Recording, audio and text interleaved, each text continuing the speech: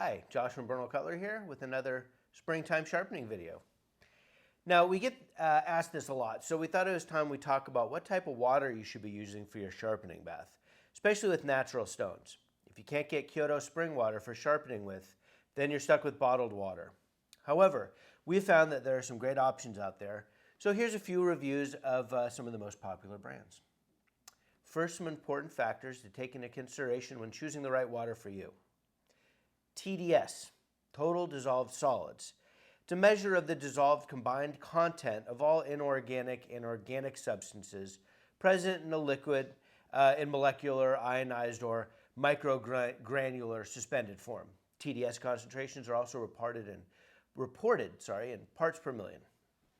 pH level is another very important component in water selection.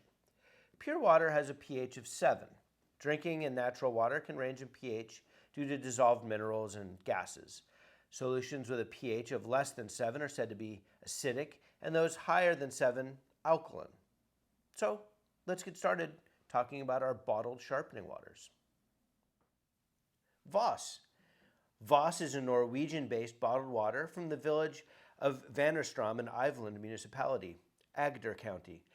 Contrary to popular belief, and I get this all the time, the water is not bottled in the municipality of Voss, which is more than 400 kilometers from the bottling site.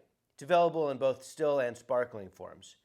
Today we're talking about still water. Sparkling, that's a whole other thing.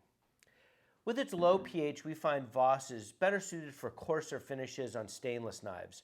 Higher carbon content non-stainless steels will develop a bit of a tangy flavor using this water. Essential water. To be considered alkaline water, the water must have a pH higher than 7.0. The pH scale ranges from 0 to 14, with 7 being neutral. The pH of less than 7 is acidic, while a pH of greater than 7 is alkaline, basic. Essential water is microfiltered, reverse osmosis filtered, infused with electrolytes and ionized, removing bitter tasting ions. This process creates water that's 99.9% pure, which sounds great, but this purity can have some unintended consequences in terms of a faster rusting process with the extra hydration in the water. Smart water. Smart water is manufactured by distillation. This process removes most inorganic impurities, such as naturally dissolved minerals, but may let low boiling point organic matter through. Afterwards, certain mineral electrolytes, such as potassium, calcium, and magnesium, are added back.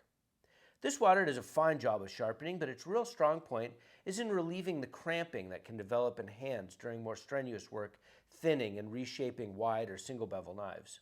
It's important to get a lot of water on your hands while working. Fiji Water bottles water from Fiji and ships it overseas. The water is sourced from Yakara on the north shore of Viti Levu, the largest island of Fiji.